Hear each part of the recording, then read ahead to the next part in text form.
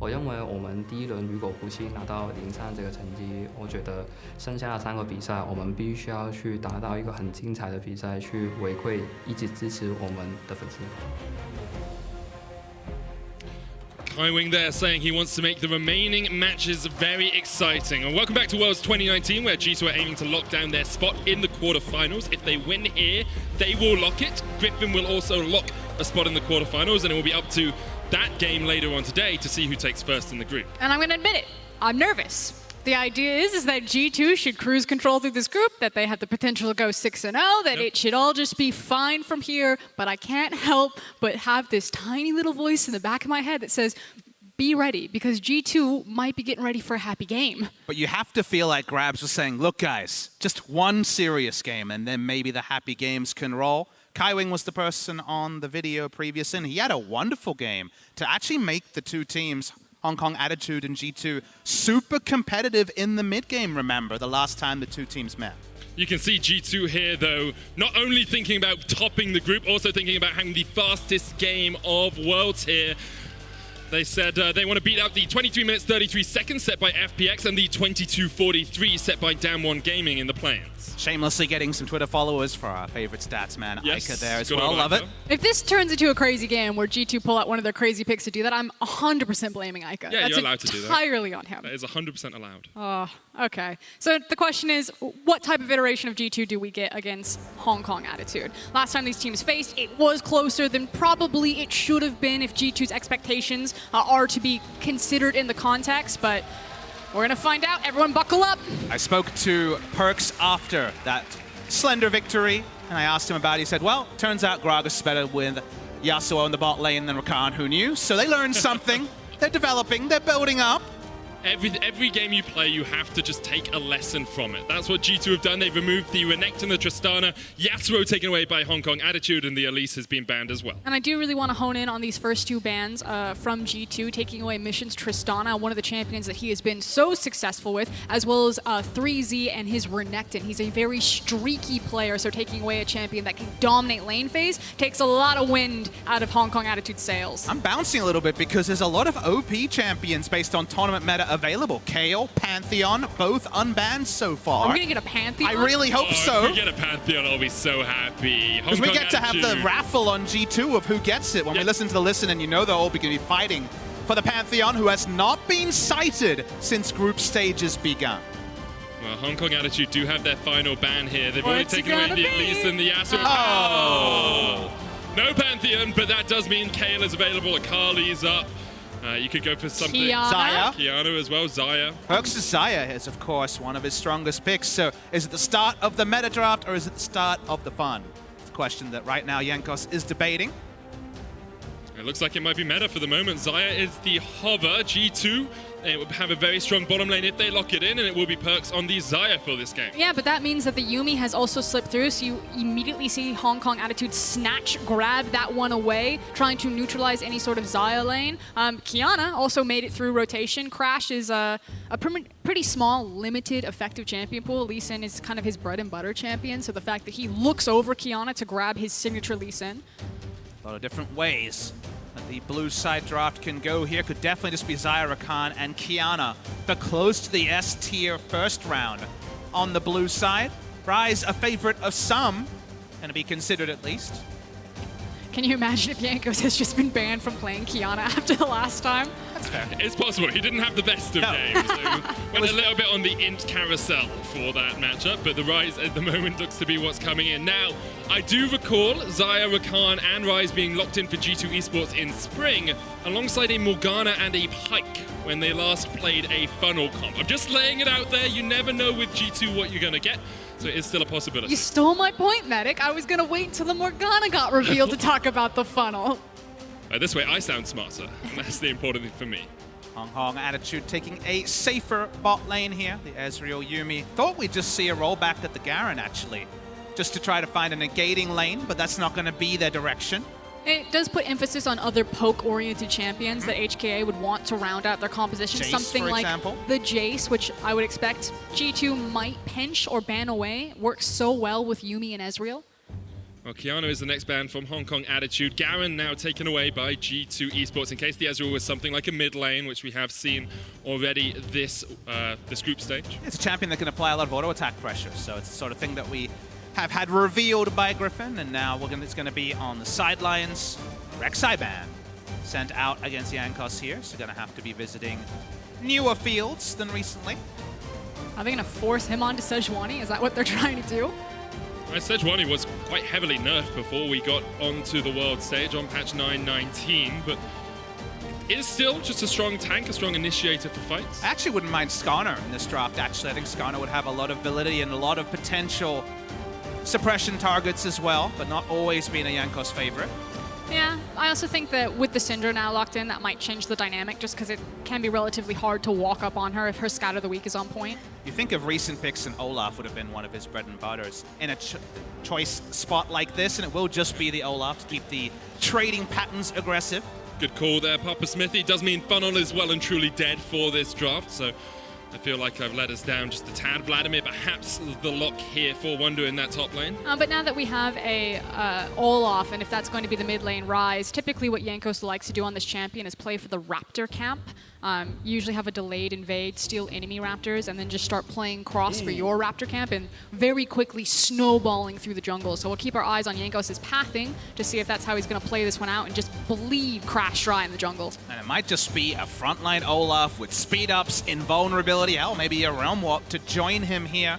Kayle taking definitely the latest stage of a draft so far at Worlds 2019 main stage. Action onto Hong Kong Attitude, looking for a top laner against one of Ryze or Kayle.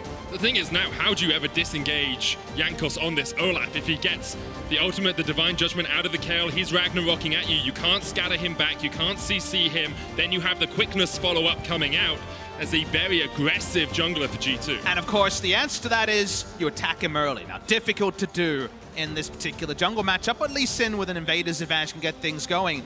The focus on level 1 here has just amped up because that particular predicament you mentioned, Medic, does feel like a mid to late game inevitability. If Jankos gets going, he has more flexible pathing options on an Olaf as well. So I'm hoping to see Hong Kong Attitude rewrite the script of level 1 and actually force the Viking onto the back foot. Yeah, and they have a lot of tools to do that. Crash and Mission on Lee Sin and Syndra. This combination post level 6 has one of the highest burst damages that you can get out of a 2v2 mid jungle with that ultimate and the Dragon Rage kick. So there are options that Hong Kong Attitude can play on the offensive here in the jungle as long as nothing goes awry in the first 5 levels. Well, we are going to jump on into the game in just a second. G2, if they win here, will lock both them and Griffin in the quarterfinal spots. They'll be going to Madrid. Hong Kong Attitude 0-3 in the group. But they will have said already today they want to give us a little bit more. They want to give their fans something to cheer about.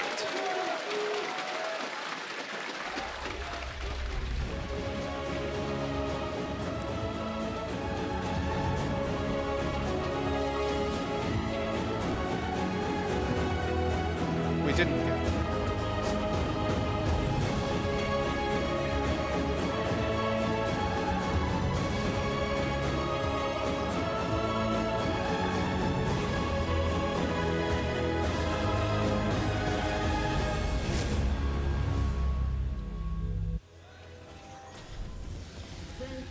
And now kind of stepping back and getting a look at both of these compositions as they set the rift. There's that potential level 1 that we were alluding to, Papa Smithy, being set up by HKA in the brush. Got some scouting options with the Q onto the Yuumi, but Olaf level 1 is a very fearsome opponent. G2 for now, fanning out mostly. Olaf top side, you'll notice. Potential vertical jungling start here if they want to allow Kayle a free lane to bank with the Kleptomans. Yeah, and a potential split map would also work really well by protecting that Kayle from the ganks, like you said, just stacking up her Klepto, not having to worry about any sort of pressure that Crash could put on. Hong Kong Attitude perhaps expecting G2 already to be in their jungle, going the long way round here. And reminder, it is a fairly standard pathing option for Olaf when he's in games to play for things like Raptor camps because they have so much experience in gold. He clears them so effectively, and because he has such strong dueling potential, it's why you often see Olafs look for delayed invades no matter what side of the map that they're on. They do the Raptor camp, they then immediately go to their Raptor camp and then just start cruising through this jungle looking for EXP leads. And it was certainly a waiting game in the first couple of seconds here. Waited until Mission was obliged to go with the minion break in mid lane. Did Jankos also pop the sweeper to know there was no defensive ward? So unless there was a ward spotting in the brush, which we know there isn't, this is a very nice start for G2 and the vertical jungling we've been talking about. Yeah, and I do want to point out on the fact that Perkz and Mikyx are very aggressive on this bot lane, as well as having vision on their own Raptor red ramp. So there's not a lot of options for Crash to actually trade sides of the jungle. I think he's actually going to walk toward his top side, find that it's been completely decimated by Jankos, and Jankos can actually look for a slow clear and then just dominate all quadrants of the jungle. And this is definitely where a big farm lead that only gets bigger with an Olaf and his power farms like to happen. Because remember, HKA invested resources, for example, Aatrox checking the red buff while Raptors were going down. The skill shot is thrown out. The question mark ping begins. Bot lane. Ignite's used already on Unified here. He has to flash away. Mikyx getting the damage down. The combination of Deadly Plumage and the grand entrance there for the G2 bot lane working wonders. And frankly, Hong Kong Attitude are just in the blind right now. They're getting smashed in the jungle, and they're now getting smashed in the lane by losing that early flash. Not as punishing because Ezreal does have access to his E, but this is not a great start. It's triple summoners. Kaiwing had to pop both heal and exhaust, so any semblance of trade is gone. Ward expected here and be swept away from Jankos. And how is Crash going to find meaningful camps given that so many of them require invades that seem impossible? So Jankos thinks that there's a potential for a counter gank here. Obviously the Scuttle Crab is also spawning, but he wanted to make sure They're that gonna dive. Caps Oh boy. could We're doing it. Dive. make this rotation, because that's the only place that Crash could be, would be to try to force a gank on mid lane. So I think they just forced them away far enough here. Unified does still have the arcane shift. Mikyx looking for the knockup. Unified will get away. Jankos flashed there. Is Caps gonna flash? Not sure why Jankos flashed, I'll be honest. Maybe to pick up his axe and try and get the damage down onto Unified. Now Unified is Caps is still on hanging that in wall. bush. Caps is waiting. Crash coming in to help out. Perkz is behind the tower now. There's another minion wave pushing in, but Mikyx is going to back away, and Caps will just recall and teleport to mid. Minion wave was about to push into the mid lane. Maybe it was to force Syndra to push and reset and then give him a very obvious teleport back into mid lane, but G2 still exit, no harm, no foul. But very close. The only way that Crash kind of recovered this initial jungle pathing is if he actually got a successful gank or counter gank off, which is why I like the restraint from G2 not to force that dive, as Crash was able to get there in time. But Oh, now look at the mid lane. You're going to see the Ryze walk up. If he spots that the Scuttle Crab is there, you could do the world's greediest clear of just go straight to Scuttle and clear down a full jungle. And make things even worse, and Crash is going ultra safety so far, as Caps has actually gone all the way around. Yeah, this is the power of Caps. His ability to roam and after just pushing out his lane and help out his side laners is incredible. Rune Prison's going to land here. There's the Infernal Trades as well. 3Z putting a lot of damage down. Wunder's still trading in. 3Z will get back underneath the tower, but Caps really doesn't lose too much for this gank. Now, Caps is really low on mana, so 3Z actually read that situation very well. Didn't use his flash, and now is baiting. Here comes Crash. Wunder maybe stepping a little bit too far forward, still only level 5, looking for that 6, but here is Crash, level 3 on the lead, jumping in, flash away from Wunder, trying to dodge the stunning wave, but the chase is still on. Crash doesn't have the damage on a low level Lee Sin to take out Wunder. Crash keep looking for his opportunities, but none of them are connecting now. He did get that flash off of Wunder, like you're saying, so maybe there's a potential that he revisits for 3Z, who also has his flash, tries to make it count, but continuing to fall further and further behind, 34-20 between Olaf and Lee Sin. Bot lane, you can see a pretty significant advantage as well with the zone off invade that we saw earlier in the game. Crash going to be happy to pick up a Rift Scuttle. He goes for his clear, but the tempo advantage, the map access advantage for the Olaf is clear for everyone to see. It definitely is, and usually when Caps gets these roams off, he gets a couple of kills. He gets an assist at least. Here, he hasn't got anything out of it, and has actually fallen behind in CS in the mid lane. He's about 15 farm behind on average. So Mission is actually in a good spot, now having hit level 6 to maybe be able to influence one of his side lanes. It's also the fact that Wunder doesn't have his wave in the greatest position. He may need to call Caps, or at least Jankos again, to help him reset this.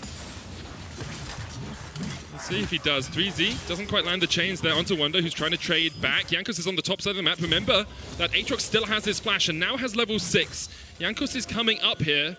I think he was spotted on that control ward as he puts down one of his own, and Jankos will just shepherd Wunder towards this minion wave to make sure it doesn't freeze outside of 3Z's tower. 3Z will use the time to just clear it up, doesn't want to allow for a full reset either. Wants to keep Kayle in lane for as long as possible, but worth knowing that Wunder's first back was not at the cost of his teleport.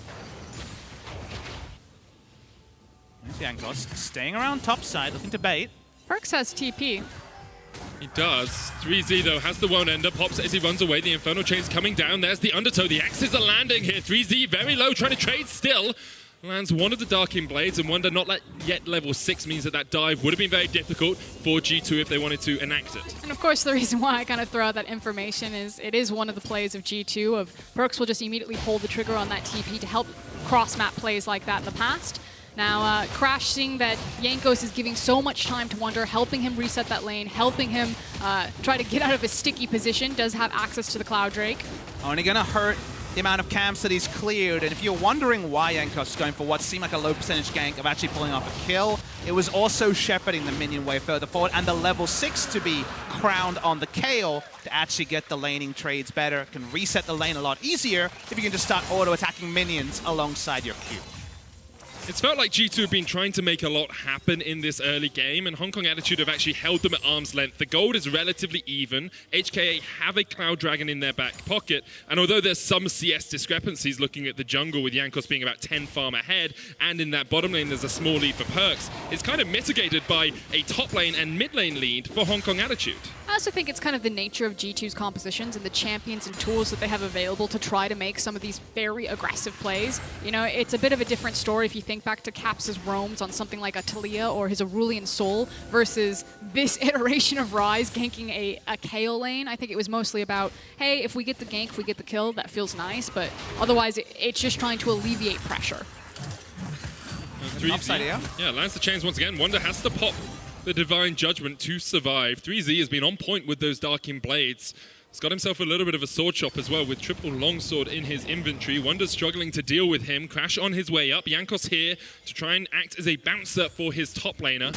Crash is going to face check. Jankos just took away the blast cone. Syndra's behind him. And there's a moment of silence before a fight perhaps begins. Crash comes in, he's on a ward, G2 spot him out, and Crash runs away straight away after he sees that Jankos is there underneath the tower. And it's not only that Jankos read this play correctly to be underneath Wunder. If you also take a look at Mikyx's back timer and the fact that he's gone missing, you saw the missing pings from HKA on the bot side, indicating that Rakan could also be heading up towards that top lane. So HKA very clearly reading that G2 figured out what was up and disengaging from the play. And I love that you mentioned that conditional. So here's the Ryze on warp. Yeah, if Mikyx's going to be here to join this as well. The Rune Prison lands. There's the knockup with the Grand Entrance. Final chapter pop. Unified flashes underneath the tower. And HKA managed to survive. And plays like this show exactly what you were illustrating, Froskuren. You just have to assume, okay, he's off the map. He's probably going top lane for the counter gank as well. No. Was able to just understand that removing will threaten all 3 lanes and then join the Ryze. No successful kill as top side. 3Z jumping in with the chains. Wunder isn't going to get pulled back. Still has his flash. Doesn't have the ult though, and he's been locked down. Hong Kong Attitude are on the board. First blood to them. And frankly, Wunder is just getting worked up here in this top lane. He's constantly losing control over his minion wave. Jankos has had to spend a lot of time trying to dig him out, but he is often left to his own devices, and Crash and 3Z are punishing him. Mission trading here onto Caps. The Unleashed Power almost takes him down. Mickey was waiting just around the corner in case a counter gank was possible, but HKA at the moment, 600, 500 gold ahead, seem to be in command of this game. And watch the replay on the top side. They knew that the Kayle ultimate was off cooldown. Kayle was able to sidestep away from the Infernal Chains, but only to her inevitable demise. Yeah, didn't have flash, didn't have ult, had to go for the minion wave, so just very greedy positioning by Wunder that was rightfully punished by Hong Kong Attitude. 3Z has had Wunder's number so far. There's the Infernal Chains again. Wunder still doesn't have the Divine Judgment, doesn't have his ult. Has his flash, but it's very difficult for him to get away. Mickey looking for the chase here. The Prowling projectile is going to land. Unified jumps away. Mickey goes in. There's the Feather Storm. They want this kill so badly, and they will get it. Perkz with the first kill of the game for G2. They pick it up with a plum. The flash later in the piece after the pre-pop from Mickey guarantees the kill. Cat nopes out, not interested. going down on that one. But we're actually seeing Aatrox in a matchup other than Vladimir pull off the same sort of lane domination and give us potentially a future matchup in a best-of-5. It's definitely one that could work its way back and forth. Of course, Kayle scales incredibly well as the game goes on. You're looking for level 11, level 16 when you get a Risen and a Flame. Crash here has come back from a big early deficit to now jump straight onto Jankos, but Caps is on his way. Crash leaps across with the safeguard. 3Z trading onto Wunder. The Divine Judgment didn't save him from the final shot, and 3Z will not follow him under the tower. 3Z is just dunking on Wunder right now. Call it matchup, but hold it. Mission rooted up. There's the grand entrance from Mikyx. Mission just about able to get away with a sliver of HP. Hong Kong Attitude are on the Rift Herald here. They have control of the top side of the map, and they're looking to secure that objective. Perkz is walking here, but he also has TP. There he goes. TP's in, 4,000 HP on the Rift Herald. Teleport coming in by HKA as well. It's 3Z who will join the fight, and that Rift Herald should be pretty much secured. Mikyx has to jump away, and because of that, G2 know they don't have their engaged tool. And it was a really good moment to pick for HKA. I want to hold it though. Mikyx could go over that wall. Okay, it was a good moment for HKA to pick for the Rift Herald because they're using the control that they have topside with 3Z versus Wunder, just absolutely blasting him in that topside. And the fact that Syndra was level 9 and had so much more damage behind her. It's not just levels, it's cooldown tracking as well. No ultimates were available for G2 as that play happened, not even the Ragnaroks. So there really was no ability for them to contest ults down against an HKA team that really hasn't fallen behind. Remember, it was them stabilizing a game against G2 last time that threatened to be a G2 absolute smashing of a game, but in this one, HKA have been on point and definitely aren't willing to count themselves out yet. You already raised the stakes earlier, Medic. G2 are one winner away from 2 games into the day, crowning the teams exiting this group. True Shot Barrage just clips Mikyx, but isn't quite enough damage, and now Wunder once again. We've seen this story. It's a tale as old as time for Wunder in the bottom lane. Mission's coming in, looking for the scat of the week, jumps in, unleash power, just destroys him.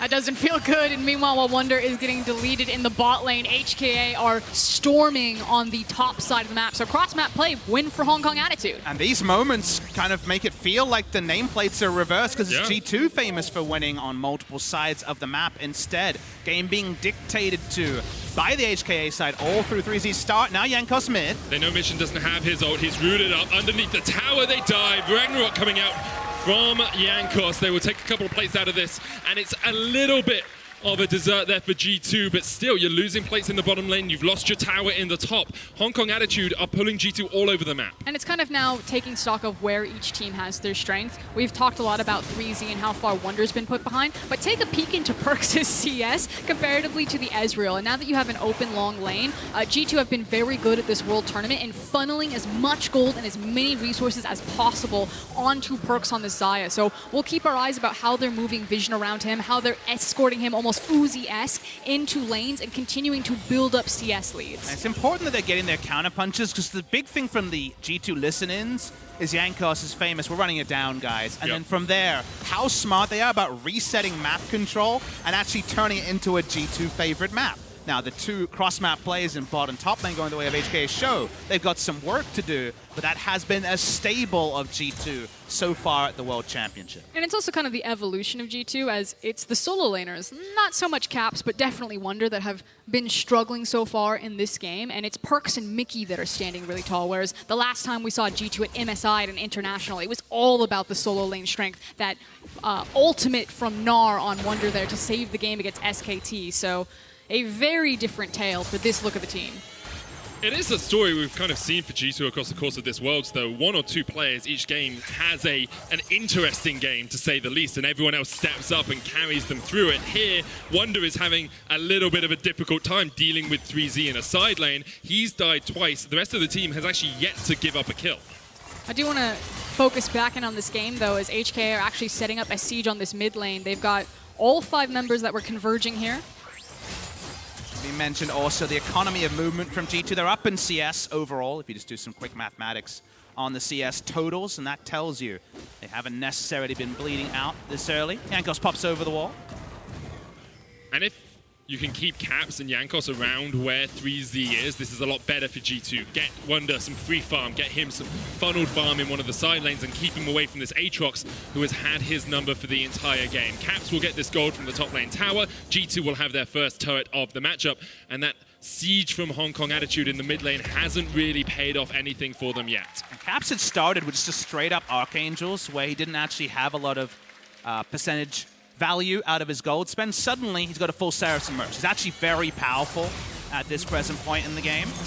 Unified steps forward straight into the quickness. Just walks straight into Mikyx, and G2 will happily accept these kills. But here comes the Divine Judgment. Crash surviving on the backline is a double for Jankos, making a triple. 3 to the Olaf, and Caps is winning the trade in the top side. Can't quite land the overload, the jump in the Seraph shield. It's enough. 4 kills to G2 all over the map. Mikyx dies in mid as Mission comes in to clean up 1. And suddenly, it's a very different story about this game. We were talking about how HKA had done a wonderful job winning top side of the map. They were finding their moments, but instantaneously everything blows up. The CS leads have been created across the map in terms of Caps and Perkz' pockets, and Jankos just strolls through that tower and picks up a quick triple. And if you scratch your head as to what has changed, consider that G2 made it no longer about side lane advantages. They actually squared up the game by playing through mid. Jankos had already taken over the red side jungle. He comes with a turret dive, finds a very low health Ezreal. The cleanup crew is real as Perkz only just gets overkilled as the Kayle ultimate falls off. As the play keeps to roll out. Obviously exit kill available for Mission, but huge trade up by G2.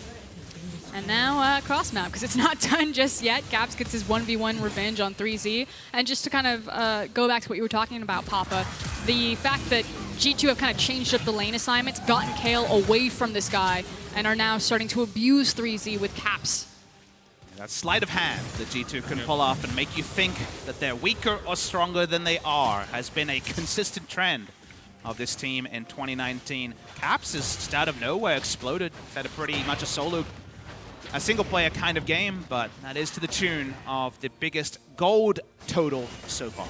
And Wunder ahead of 3Z on gold as well. Has had some farm funneled into him, has the Kleptomancy building up those stacks. Now with a Hextech Gunblade on his way to a Nash's Tooth, that Kayle is only becoming more powerful as the game goes on. Essence Reaver complete for Perkz in the bottom lane. You can see on the other side, Unified is building his way up towards a Trinity Force, so he can be a very powerful Ezreal if he gets towards those 2 items.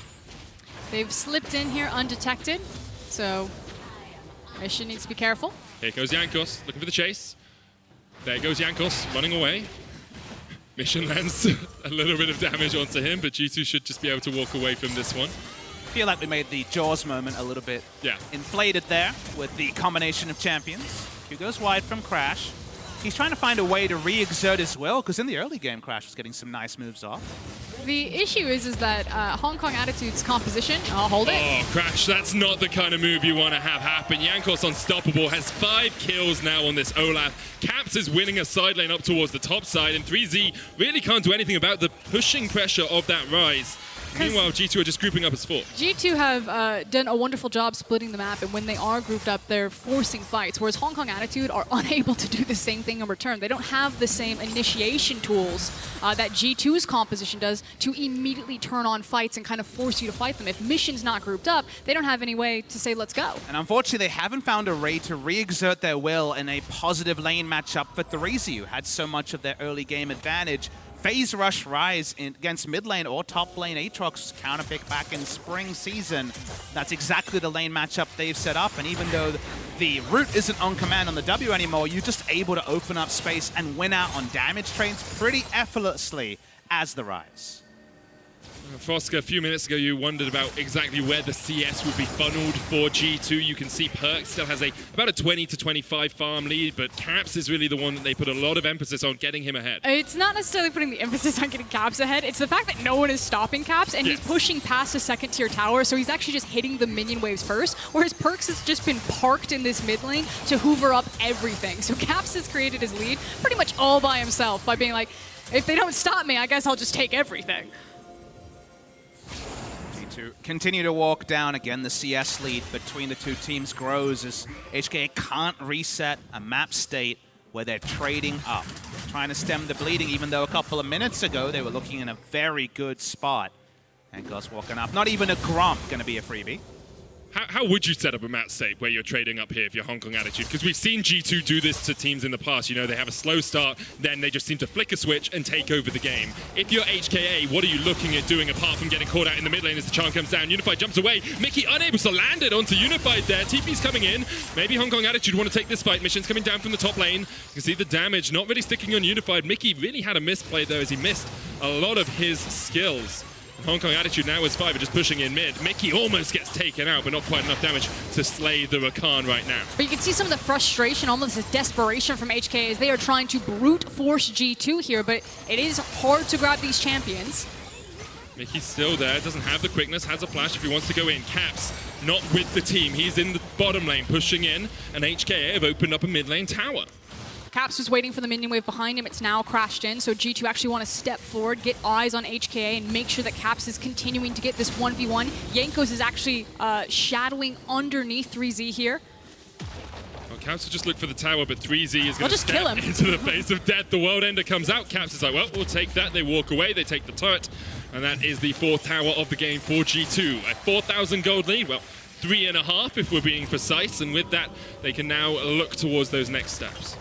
It doesn't get the interrupt there, and it feels a bit fortuitous, but we answered the question you had to cut off, Medic, in terms of what to do. You look at the HKA comp, Syndra, Yuumi, Ezreal, all good in the siege, and grouping down mid. Running it down mid with some safety was a way to actually get an objective to stem the bleeding.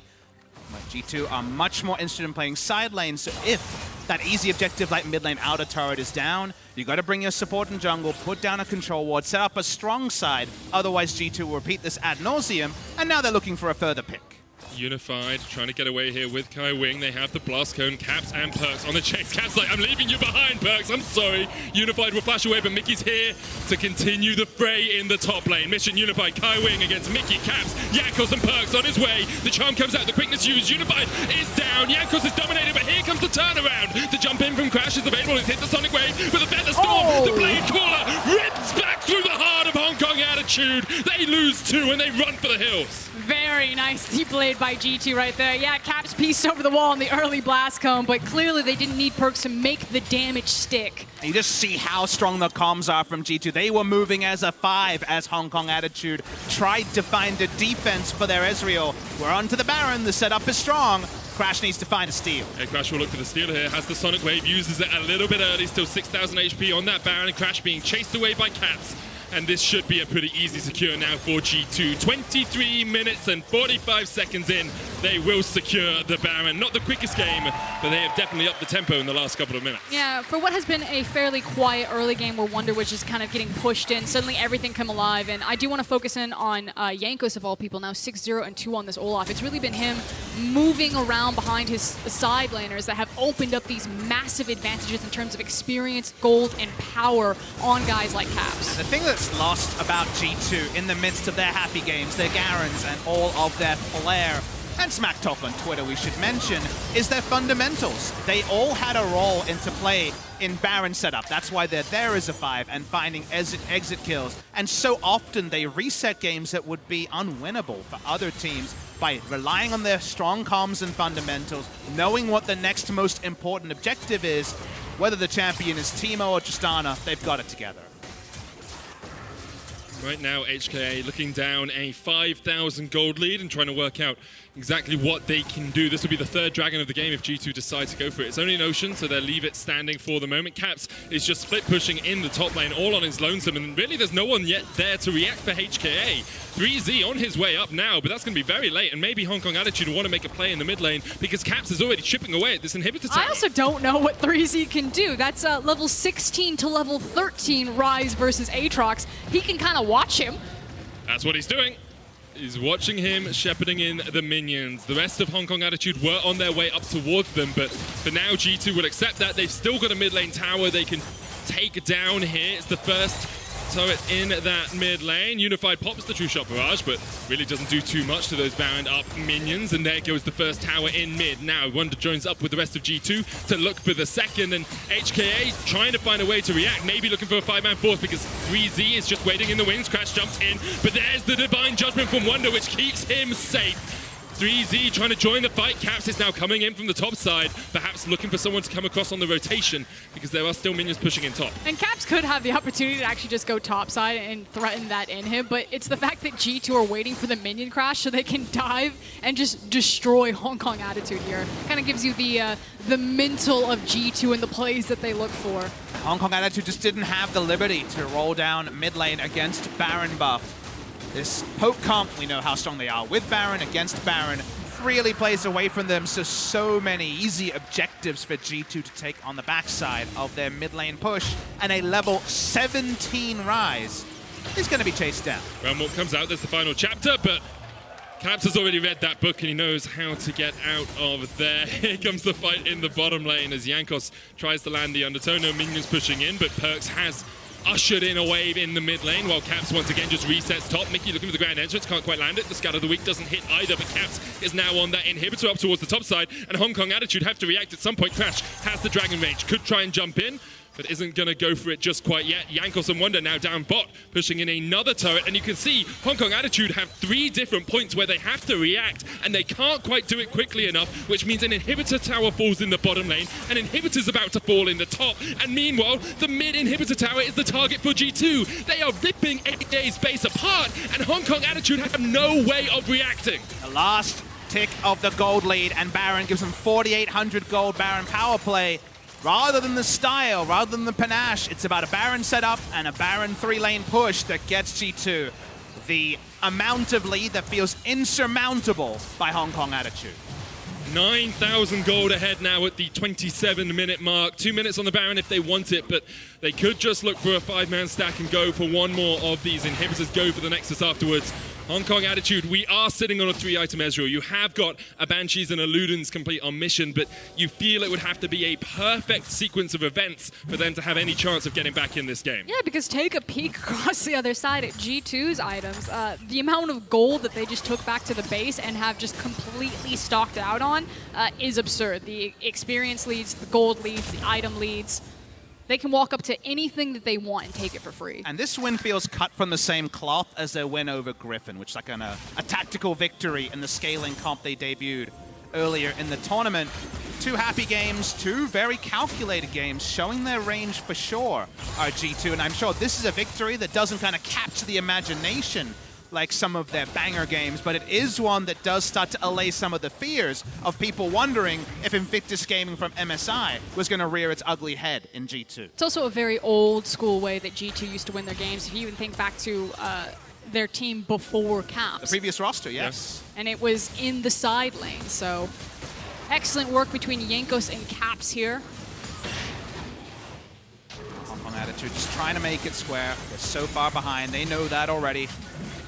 29 minutes in.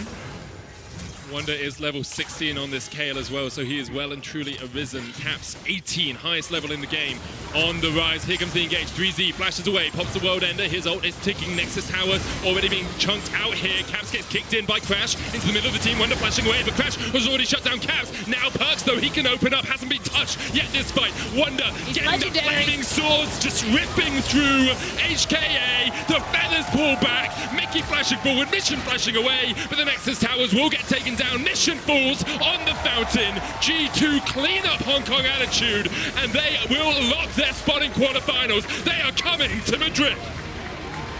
And ending it with a legendary performance, an unkillable performance from Jankos on that Olaf. We've had a couple of different carries stand up for G2, but just showcasing the strength of this team, the fact that they can attack you from every position, save from Wunder. And it does mean that today's group is bookended by some high drama. Remember, the final game of this group is looking very likely to determine first seed and potentially force a tiebreaker going forward. So Griffin is going to be looking at this G2 game and wondering, is it going to be like their first meeting? Is it going to be like this game? The draft gives us all that final information as the crowd in Berlin gives their respect to G2.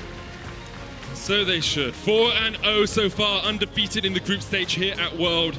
After so many years of G2 being a team that you didn't look forward to watching at Worlds as a European fan, it is great to see them step up on the World stage. Hong Kong Attitude, of course, on the other hand, a struggling performance for them, but they did show so many signs of life early on.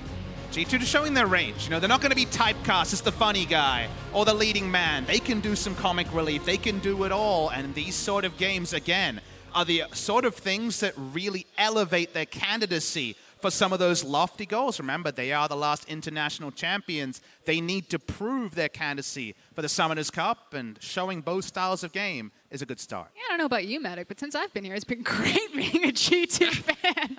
So last year was good. But the Johnny come lately over here. Any year before 2018 was a little bit of a struggle. That's it from us for now. We're going to hand it over to the State Farm analyst desk. Take it away, guys. Thank you so much. Medic got there in the end, and so did G2 Esports, and now the implications for the group mean that it's a two-team race.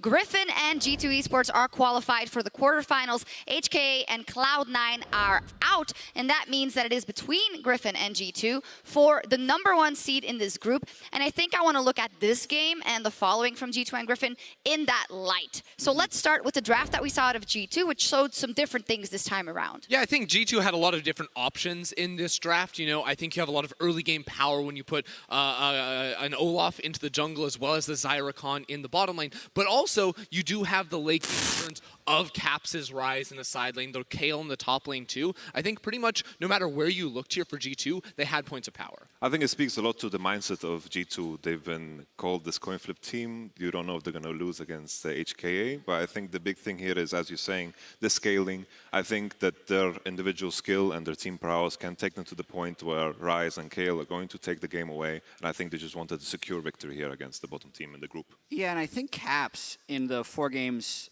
of sample size that we have, is showing a much more reserved player than we saw in the summer split. He has the highest KDA of all players in group stage. That wasn't expected coming in for Caps, but he had another really good game on Ryze right here, and I do really think some of that could be G2 slightly changing the champions that they're actually prioritizing, kind of infusing their ability to play aggressive as players, while also having a little bit more safety, because ultimately they can't stumble if they want to be the world champion. Did it feel like a test for you? I feel like it is a little bit of a test in group stage, but I haven't been able to decide yet whether or not they are just doing this because they're expecting to make it out of groups anyway and they're trying to throw people off later, or if they think this is now their more optimal way of playing. Well, I think it's interesting because I don't actually feel like G2 are showing a ton. Like, they're going back to standard, but in that, like, they played the Yasuo bot lane. But we know they can play the Yasuo bot lane. Yeah. They're going for more, they're not going for those new picks, so I think until we see them really, truly challenged, it's going to be more of this where they don't give it away until it actually matters. Well, as you said, they can pick something that is focused a bit more on scaling, but that doesn't mean that you're gonna get them purely play for scaling in a game. I want to pull up the goal difference at 10 minutes between these two teams, because there was no advantage for G2, but not for lack of trying. Yeah, they just kept looking for these roams into side lanes. And starting early on into the game, we saw Jankos teaming up with Caps to move both bottom lane and top lane. And you know, they zoned players off the towers. Maybe they got a little bit of an advantage. But then moving on from those first 2 initial plays, it wasn't the usual G2 that we're used to seeing, where they work in tandem super well with each other to be able to, you know, team up as 2 or 3 players and find dives. Instead, it was Caps running top lane while Jankos was around bottom lane, or Mikyx going mid lane while Jankos was farming. So it wasn't that same cohesion that we're used to, and what it led to was a ton of wasted time from G2 that they couldn't convert into anything else. I think the big thing with G2 is that they threw a lot of chaos in HK's direction, but the moment mid-game hits is the usual G2, where they have the enemy in this mindset that, oh, chaos is coming, we need to keep track of anyone, and all of a sudden G2 turn on a constant macro game where Ryze was split pushing the whole game. And I really like to point, Yamato, you made while we were watching the game. You said that as soon as G2 break that mid-tier turret, the game is over, because they'll be able to split push with Ryze and find the angles for the flanks.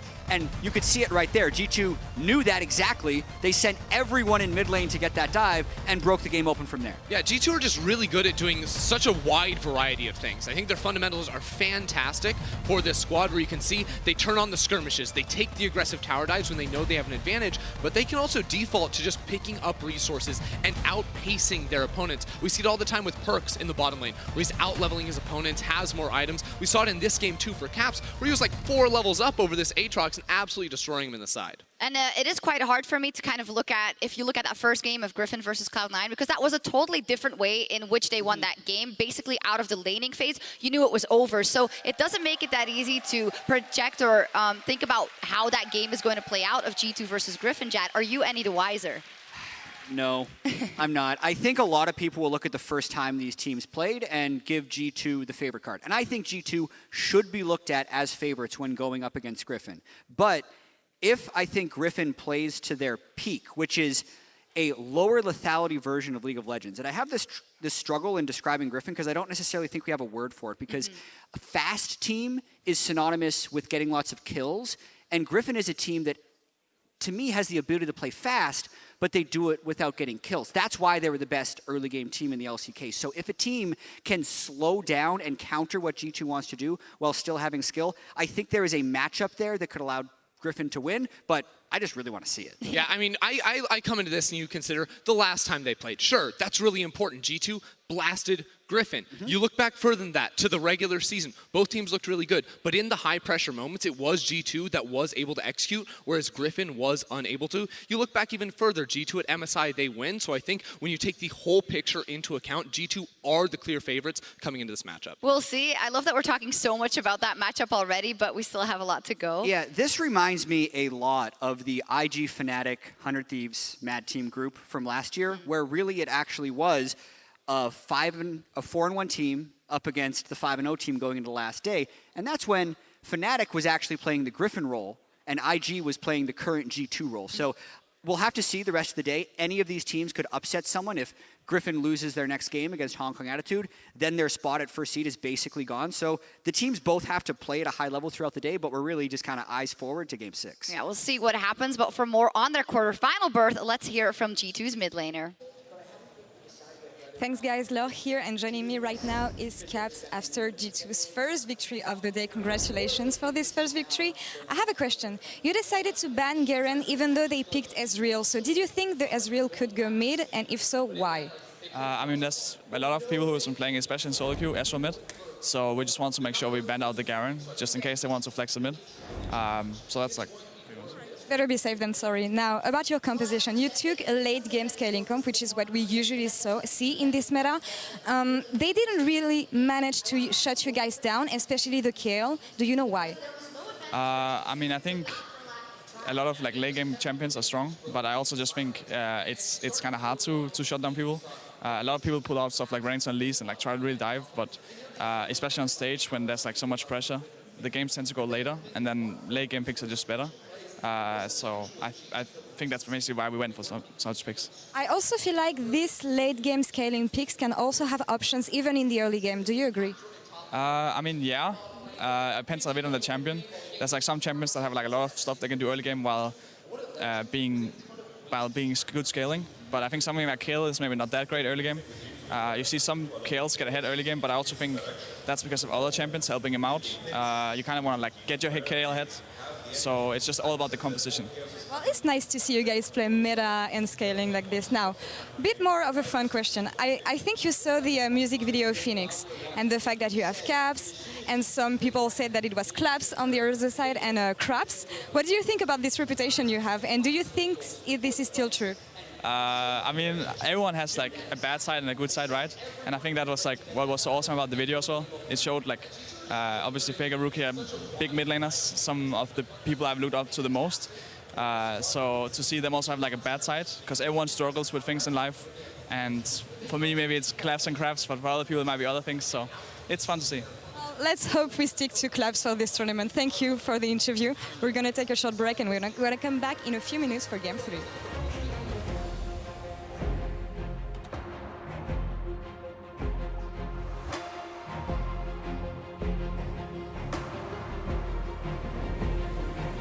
VZ jumping in with the chains. Wunder isn't going to get pulled back, still has his flash. Doesn't have the ult though, and he's been locked down.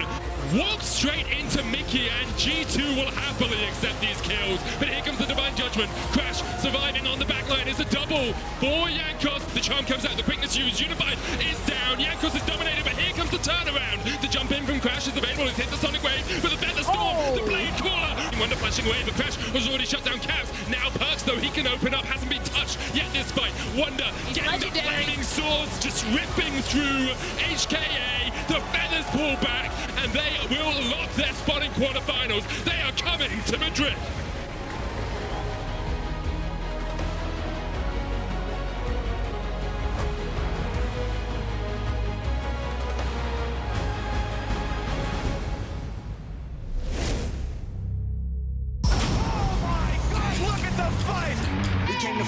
came to win. We lost before, but never again. Back on our grind, you know what it is. We gotta win.